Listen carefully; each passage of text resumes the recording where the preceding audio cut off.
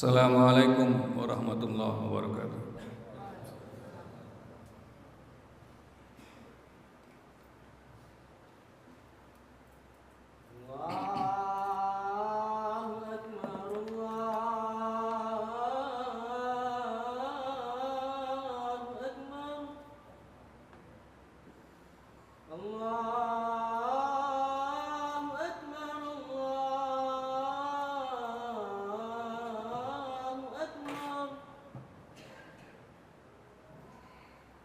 أشهد أن لا إله إلا الله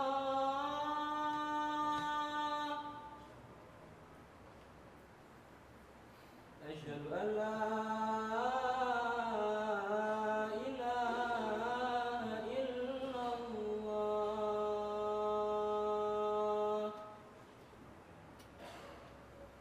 أشهد أن محمدا رسول الله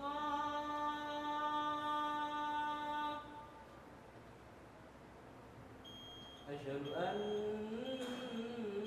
محمدا رسول الله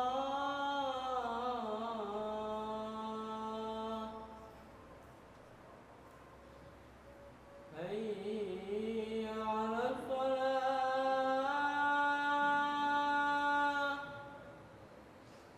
حي على الصلاة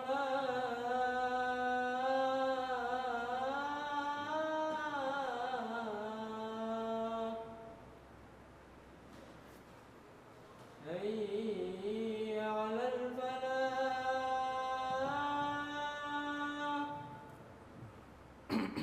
حي على الفلاح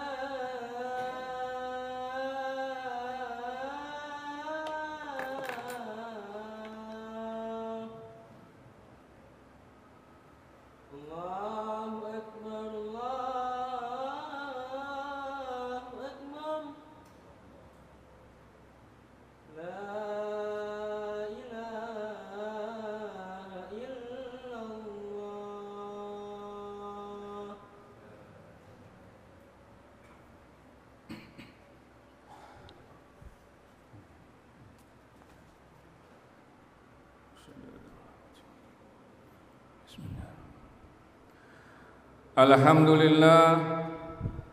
Alhamdulillahilladzi nasta'inuhu wa nastaghfiruh wa na'udzu billahi min shururi anfusina wa min sayyiati a'malina may yahdihillahu fala mudilla lahu wa may yudlil falan tajida lahu waliyyan mursyida wassalatu wassalamu ala habibina wa syafi'ina wa rasulina Muhammad wa ala alihi wa sahbihi ajma'in. Ashhadu an la ilaha illallah wa ashhadu anna Muhammadar Rasulullah. Fa ya ibadallah, usikum wa nafsi bitaqwallah faqad fazal muttaqun. Qala ta'ala a'udzu billahi minasy syaithanir rajim. Bismillahirrahmanirrahim. Ya ayyuhalladzina amanu taqullaha haqqa tuqatih wa la tamutunna illa wa antum muslimun. Wa qala ta'ala subhanalladzi asra bi 'abdihi lailan minal masjidil haram ilal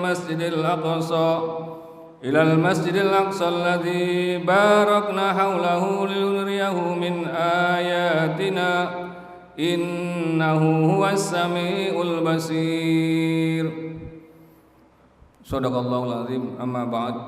Ma'asyiral muslimin, sidang Jumat yang berbahagia, puji syukur pada Allah SWT kita sehat walafiat.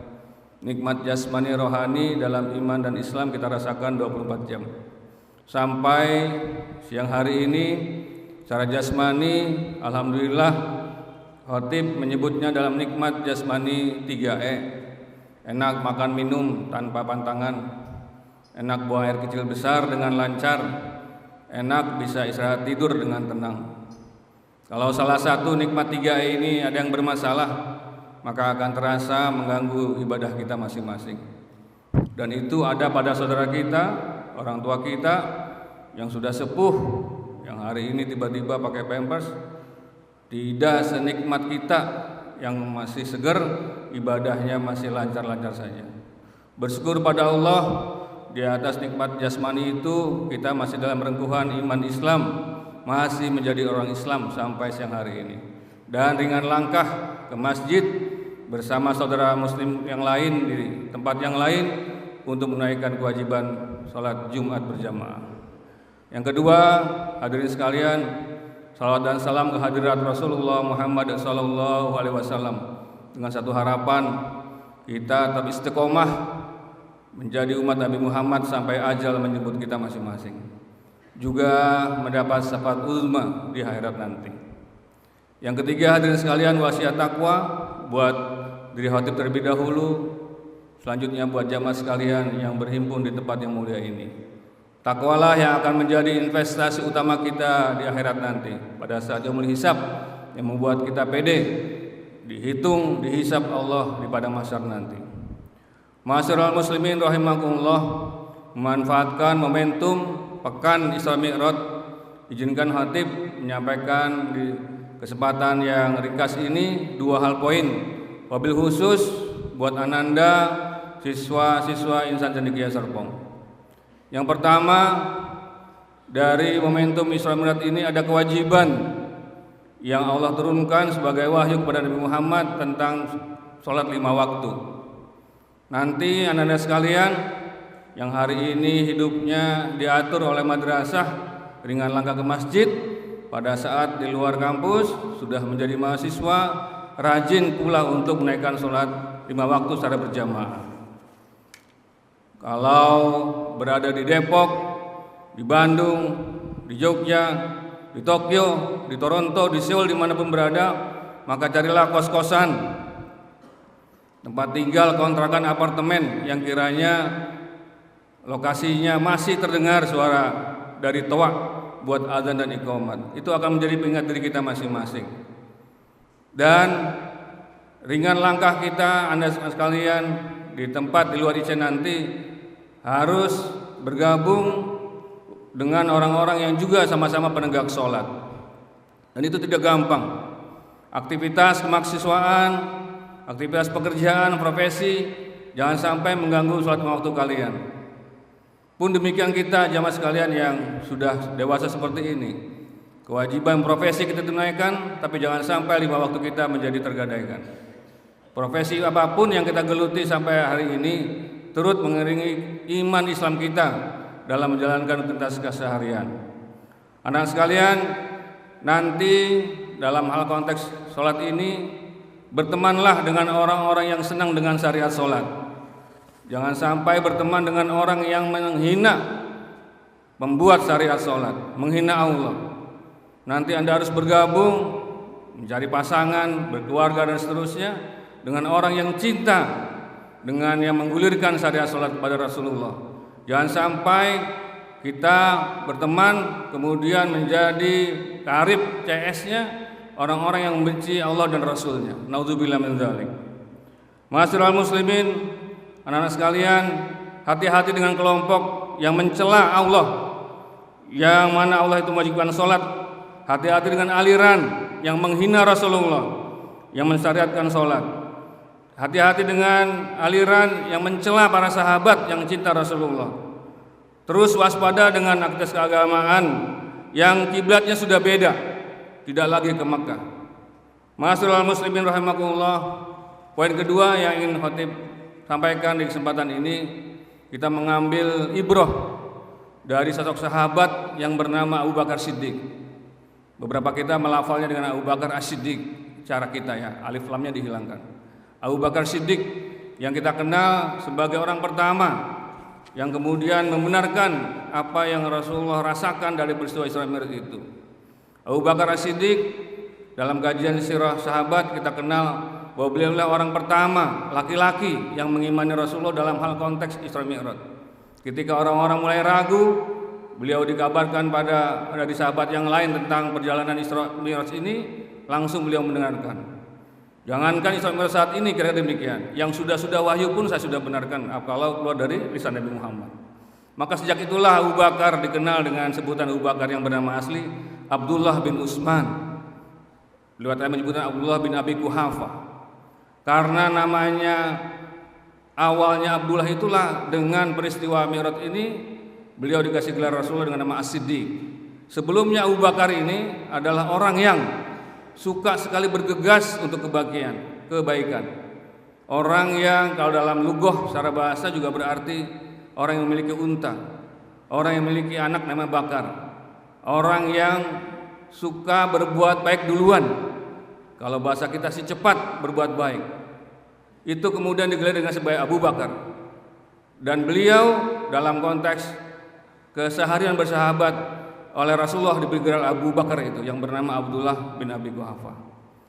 Ma'asyiral muslimin rahimakumullah, dalam konteks figur Abu Bakar As-Siddiq ini ada sebuah hadis yang merekam kebergegasan beliau dalam hal menjalankan amalan Islam. An Abi Hurairah qala Rasulullah sallallahu alaihi wasallam, "Man asbaha minkum al-yaum shaiman?" Qala Abu Bakar radhiyallahu anhu, "Ana." Siapa yang hari ini berpuasa? Dijawab sama Abu Bakar, "Saya." Rasulullah melanjutkan lagi, "Faman tabi'a minkum al-yaum janazah." Qala Abu Bakar radhiyallahu anhu, "Ana." Siapa yang hari ini ngikutin penyelenggaraan jenazah? Abu Bakar menjawab, "Saya." Qala, Nabi masih bertanya lagi, "Faman at'ama minkum al-yaum miskinan?" Siapa yang hari ini sempat mengasih makan orang miskin?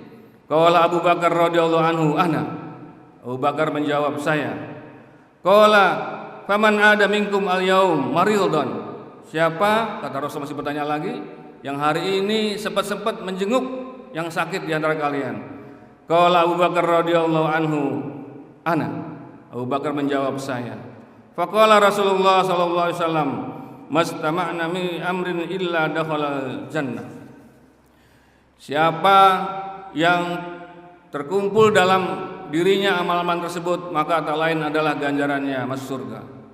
Ma'asyiral muslimin rahimakumullah, wabil khusus anak-anak sekalian, siswa Insan Negeri Serpong.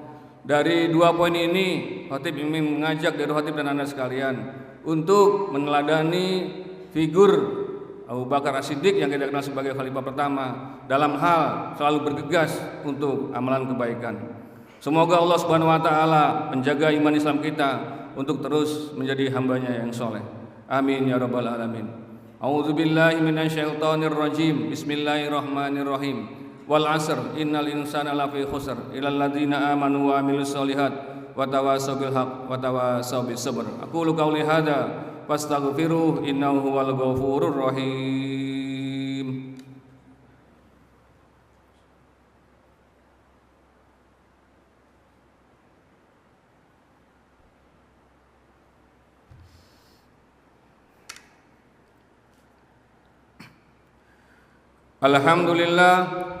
Alhamdulillahilladzi sadaqa wa'dah wa nasara 'abdahu wa azza jundahu wa azamal ahzaba wahdah. Wassalatu wassalamu ala habibina wa syafi'ina wa rasulina Muhammad wa ala alihi wa sahbihi ajma'in. Ashhadu an la ilaha illallah wa ashhadu anna Muhammadar Rasulullah. Wa ya ibadallah, usikum wa nafsi bitaqwallah faqad fazal muttaqun.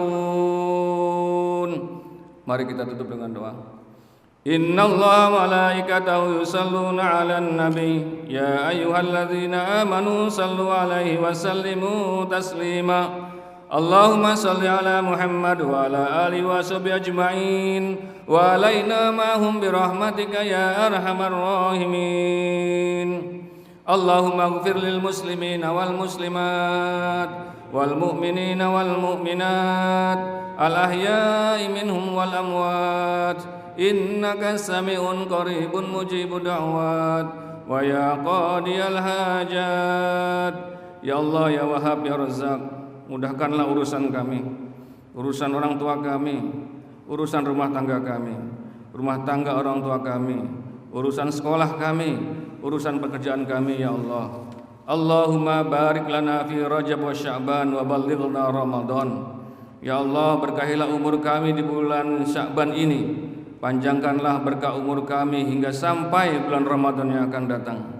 Ya Allah, berkahilah umur kami, panjangkanlah umur kami hingga kami dapat pergi haji dan umrah, datang ke tanah suci bersama orang yang kami cintai. Allahumma inna ala zikrika wa syukrika wa husni ibadatik. Rabbana atina fid dunya hasanah wa fil akhirati hasanah wa qina adzabannar. Ibadallah, innallaha ya'muru bil adli wal ihsan wa ita'i dzil qurba wa yanha 'anil fahsya'i wal munkari wal baghi. Ya'idukum la'allakum tadhakkarun. Fadhkurullahal 'azima yadhkurkum washkuru ala ni'amihi yazidkum wa la dzikra li akbar. Aqimus shalah.